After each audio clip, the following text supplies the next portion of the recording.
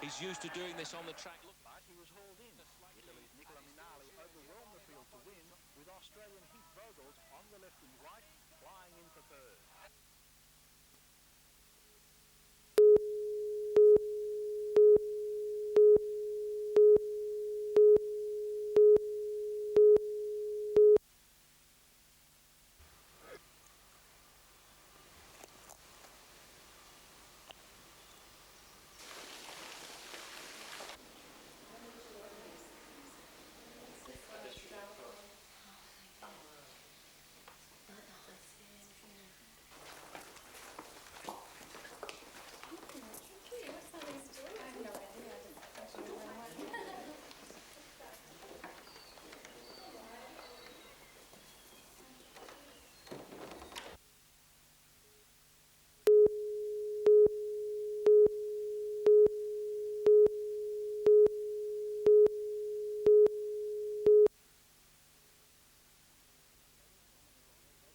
Bronze medal, Commonwealth records. Not bad for a kid from Newcastle, is it?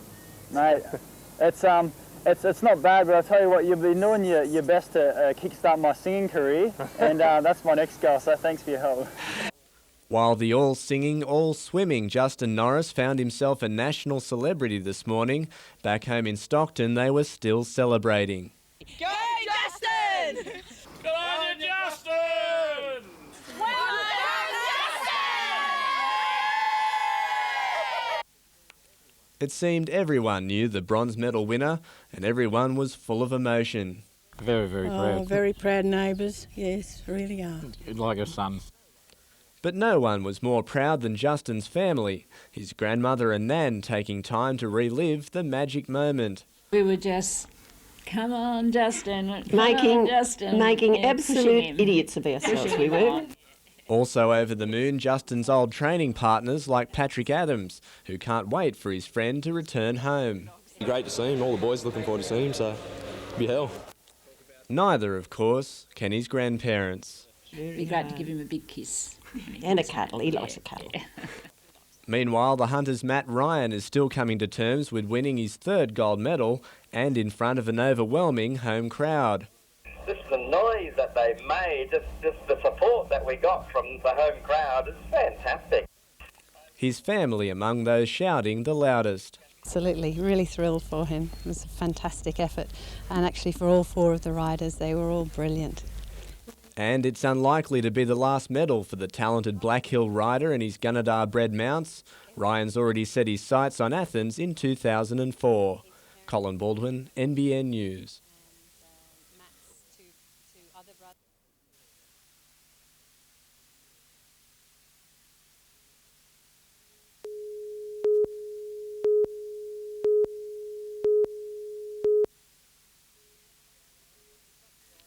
Truck drivers aren't ready to take the drastic measures seen in England over the rising price of fuel, but there is no doubt that it's hitting them in the hip pocket. Yeah, well, the way it's going, it's going to send a lot of blokes through the wall. I mean, GST come in, rates went down, fuel went up. People just can't live. It was hard enough to live before. Even smaller operators who work as subcontractors say recent increases in the price of diesel, bumping it up over $1 a litre, add between $200 and $300 a month to their costs. Over a year, probably $2,400 a year. And road transport isn't the only industry feeling the pinch. Yanda Airlines, which flies about 2,800 hours out of Singleton and Tamworth, says an increase in fuel costs of 1 cent a litre adds more than $6,000 to its cost base. In the past 12 months, the price of fuel has risen by 25 cents a litre, or $150,000. As a result, it is set to increase fares by about 8%, in line with other regional operators throughout the state.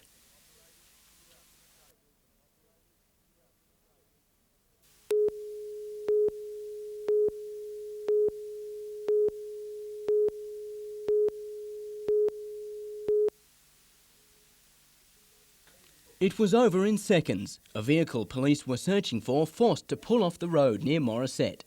Officers with guns at the ready because the occupant was believed to be armed.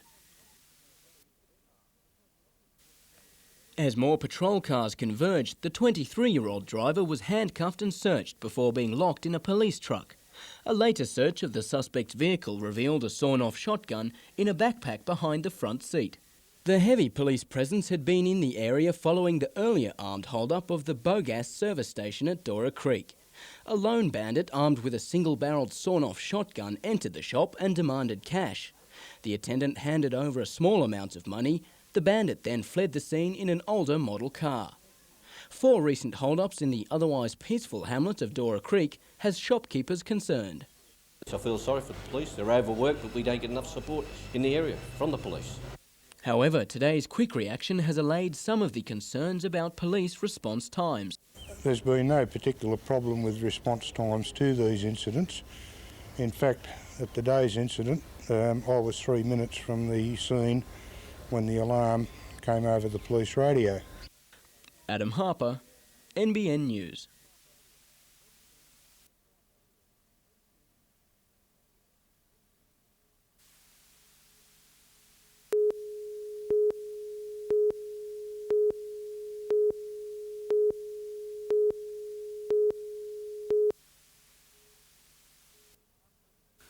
After a season under the One Summer of Sport banner, Uncle Toby's is set to go it alone once again and move back to more traditional format and venues, much to the delight of competitors. That's sort of quite good because I think it challenges all the athletes in all areas, and it'll be quite good to go back to the old format. Heading the list of old venues appears to be Newcastle Beach, and that would suit Josh Blair down to the ground. You always like to do well at home, and it'd be great. I think my best performance here, we've had 2 other races, and the best I finished is 3rd, so it'd be great to be able to win here. Blair, who's finished in the top 3 in the last 3 Uncle Toby series, would love to kick-start this campaign for the title on home soil, but that won't be known officially until next month. The Swansea Belmont-based Ironman is also keen on the old 5-race format that's been proposed. Yeah, I mean, bringing the long races back in, we didn't sort of have too many last season, and then, I mean, we really had to back up where we raced Saturday and Sunday. Jim Callanan, NBN News. Format.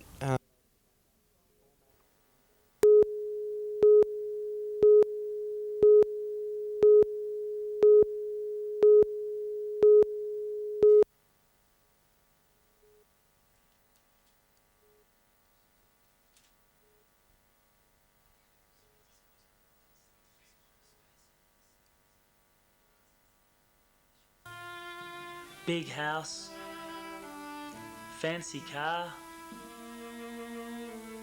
weekend runabout.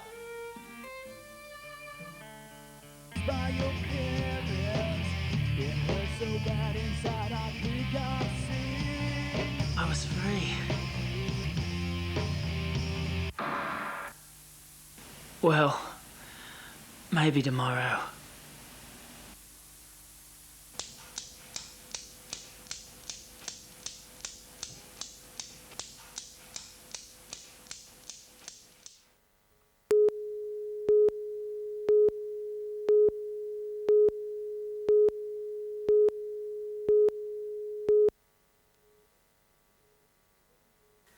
%70 of businesses in Swansea are paying $50 a month to have security officers patrol their area in a bid to increase reports of crime and add to claims for more police in the area.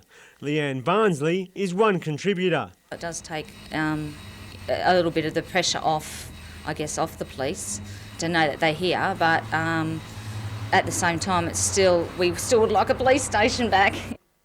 All the businesses are checked whether they contribute or not, and the focus is on watching over the community as a whole. We come in of a morning and know that they've been to check on our premises, and it's reassuring to know that they are in the area and looking around for us.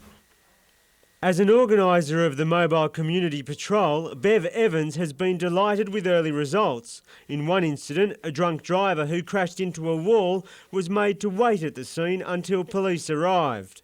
We've had youth, underage drinkers that they've helped the police contain, do that sort of thing, and deterrence mainly moving young people on. While security officers have spotted or stopped incidents occurring nightly, she rejects claims that the Mobile Patrol is operating as a private police force. Hopefully all working together is not working harder but working smarter.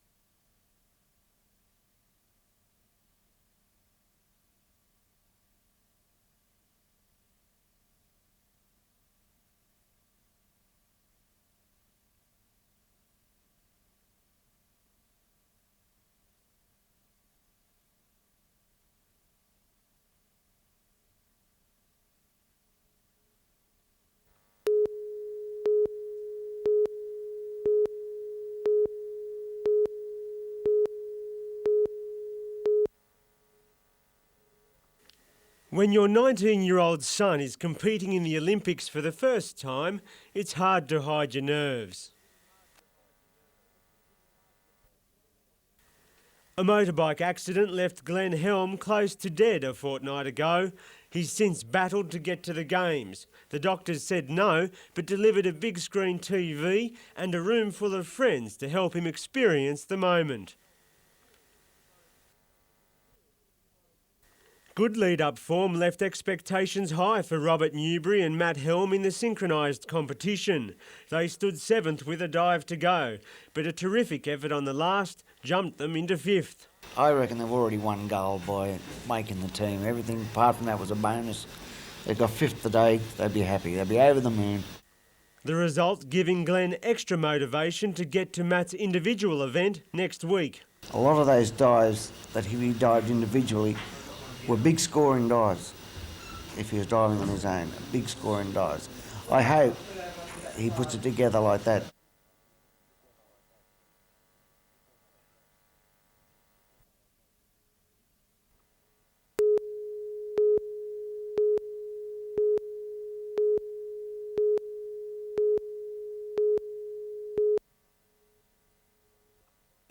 Trainer Ray Brock admits to spoiling his only horse Adam, and why not? Bought for $11,000 5 years ago, the stallion has won almost $1.7 million in prize money. You dream about getting horses like that, and they only come along once, probably once in a lifetime. Yesterday's win at Randwick in the $350,000 George Main Stakes was the 6-year-old's second Group 1 win and characteristic of the horse they call the Broadmeadow Bulldog.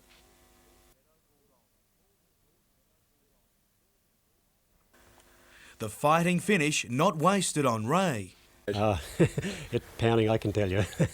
Even driving home last night, the trip takes you about 2.5 hours from Randwick with all the traffic, and it was over in a flash last night because you're still on a hype.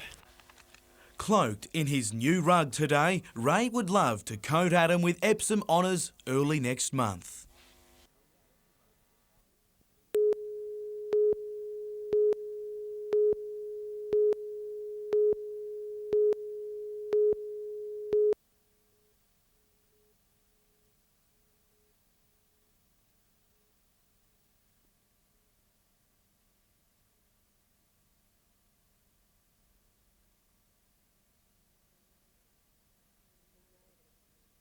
We know that if we can accelerate our research progress through increased funding, we can find the answer to this disease.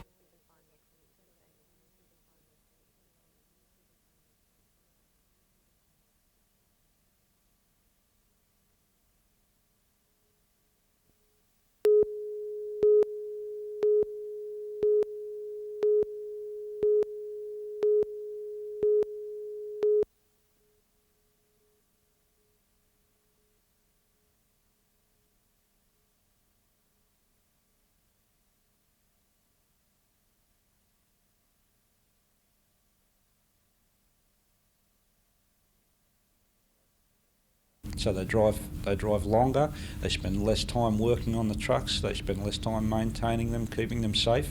And if people share the roads with trucks, we're saying there's a link between rates and safety.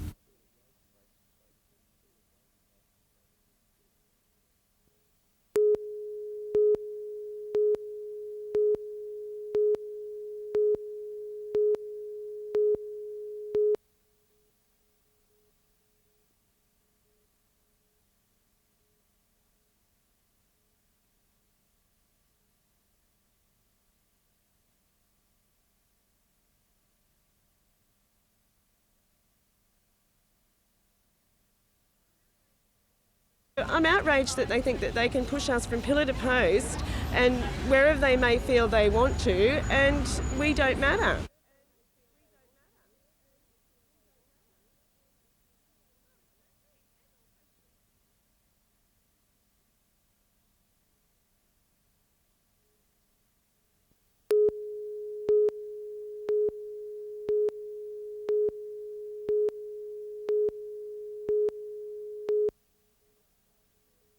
They're not quite the boys in blue, but for a growing number of towns, security patrols are the next best thing.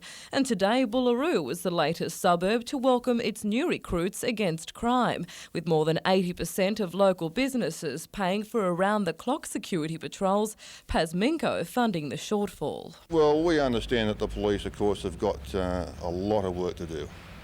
There are not a lot of them on the ground, and of a night time, they just can't be everywhere. But despite a lack of police presence, businesses deny they are paying the cost for ongoing crime and say it's also up to them to play a part in its prevention. And any suggestion of self-policing is quickly discounted. The police can't be everywhere. Extra pairs of eyes, like the Chubb boys walking the streets, it just helps everybody. It helps the police, it helps us. But it seems the demand for another pair of eyes is only escalating. Cardiff Industrial Estate is Chubb's latest client, with security patrols to start operating in that suburb as early as next month. Helen Kapalos, NBN News.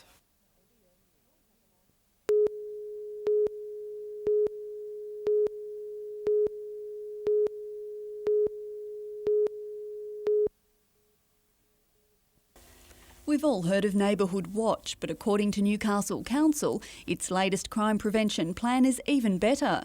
Cocooning was launched as an informal security network between neighbours in inner-city Newcastle today, the Lord Mayor denying it was another form of self-policing against crime. It's not a vigilante group, it's more of people just being aware of what happens in someone else's house or with someone else's car that's parked out the front of their house, and understanding that we need to take care of each other in that way.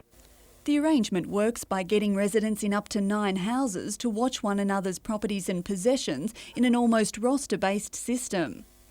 Local communities are also set to take a leading role in Maitland and Cessnock with the development of a crime prevention strategy. The project very much follows the community's lead, and they've identified priority areas that they want looked at, and that is drugs, property theft, antisocial behaviour and also violence in the home.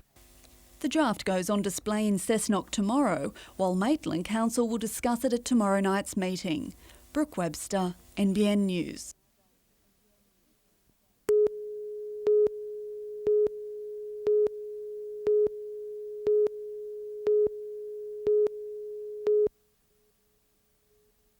It's been an early start to the bushfire season with blazes across the Hunter last week. And while recent rainfall and lower temperatures are giving firefighters a badly needed rest, it's certainly not expected to be the last we'll see of the bushfires. It's a bit of a relief for the firefighters, have a rest for a few days, but people shouldn't be complacent. Still a great deal of risk about, and people should take care with fire and prepare for the summer. But they aren't the only signs of summer. Snakes are on the move and in search of food, and residents are being told to simply stay away. Normally they don't like to be around people or areas where there's a great deal of noise. So if you're making a fair bit of noise, they'll move on. Another good idea is to have your yard nice and tidy. That is, no rubbish laying around that affords them a nice place to shelter. They're also reminded that snakes are a protected species and should not be killed. Brooke Webster, NBN News.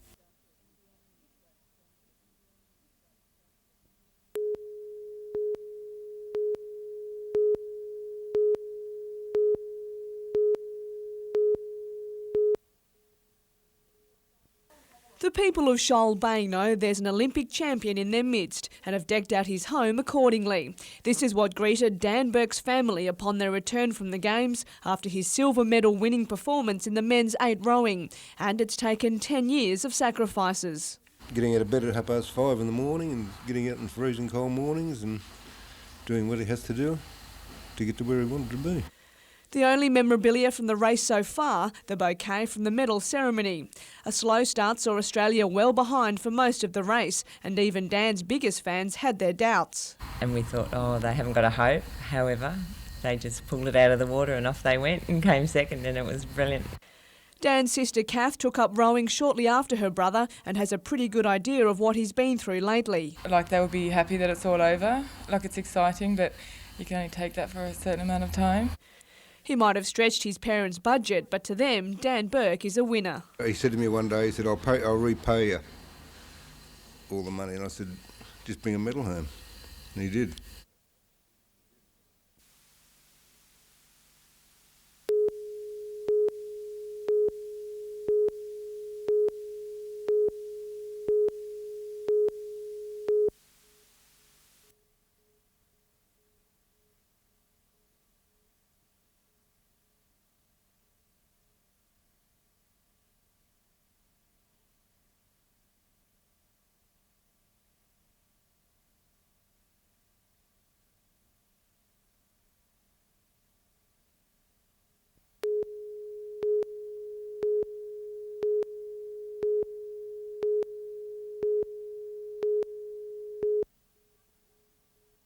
It's lucky these fish aren't alive because their role in this sport is far from dignified. They're the centrepiece for Dora Creek's annual mullet throwing festival, a fairly self-explanatory activity. There's a fine art to selecting your weapon, then step up to the line. Grab him up by the head, point him at the target and just let him go as hard as you can.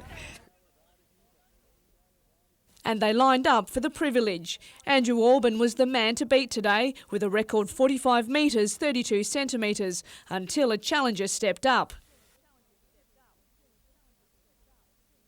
And suddenly a new champion was born from Kurrambong with a throw of 52 metres 35 centimetres. Well, it's the only place I know, I've never heard of it anywhere else in Australia, chucking the mullet.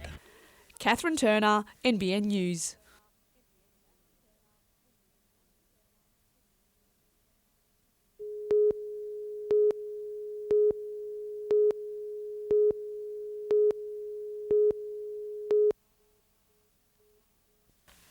It might not be the most ideal conditions to live out a childhood dream, but after years of striving for a kangaroo jumper, Adam McDougall will get his chance tomorrow night. It's very satisfying to finally get here, and you know, for me, I don't care who I'm playing, just to pull on the green and gold jersey is a tremendous honour, and you can't get any better in rugby league. As far as favourites go, the Kangaroos couldn't be more red hot, save maybe for the Townsville conditions. The mercury has peaked in the mid-30s since the team arrived and is expected to remain that way for the test match tomorrow. As for Adam, he says she'll be apples. Hopefully they'll put me out there when everyone's a bit tired and I can score a few tries, so no, just looking forward to being part of it. McDougall will join fellow Newcastle teammates Andrew Johns and Matt Gidley in the side to play the Kummels, while Ben Kennedy is being rested. The Kangaroos will then head to Gosford on Sunday to prepare for the match against the New Zealand 13 next weekend.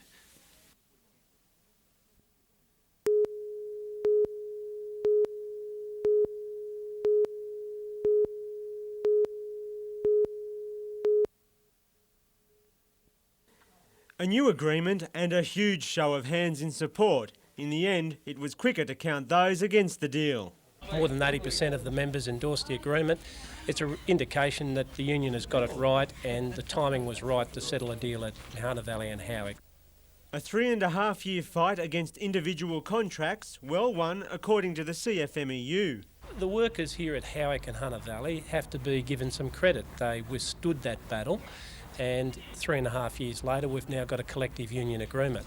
At the heart of the deal, a pay rise. Well, the employees see on average a 12% pay increase and salaries up to $97,500 a year. And for the company, we see a very flexible agreement which allows us to further increase productivities. But there are other features. The workplace agreement replaces the award, providing employment by the month based on merit. allows the use of contractors and removes areas of demarcation.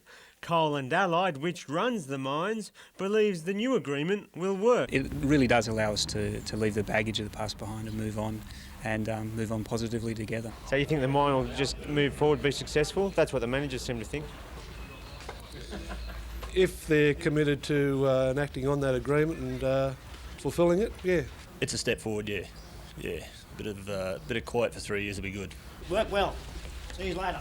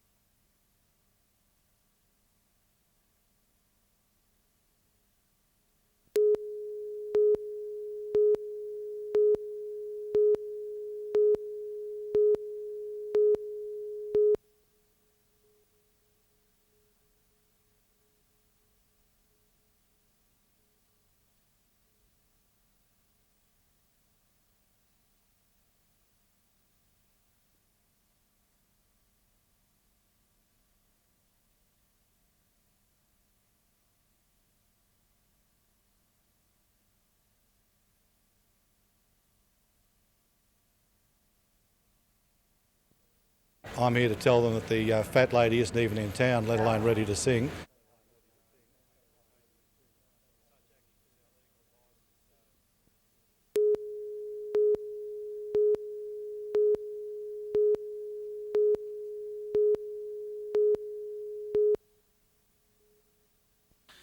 If conditions were great on day one, today's racing was made even better with the day a little cooler on the seaside circuit.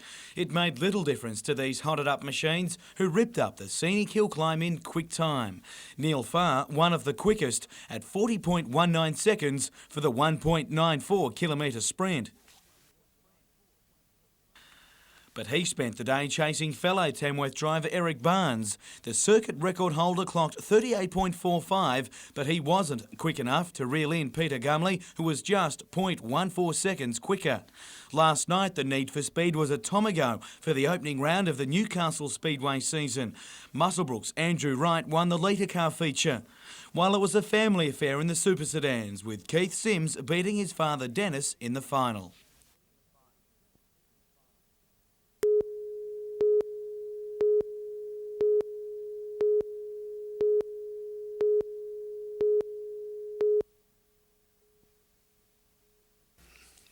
New Lambton South Public School holds a special place in the heart of Matthew Helm. A former student, his audience even included brother Christopher and sister Gemma.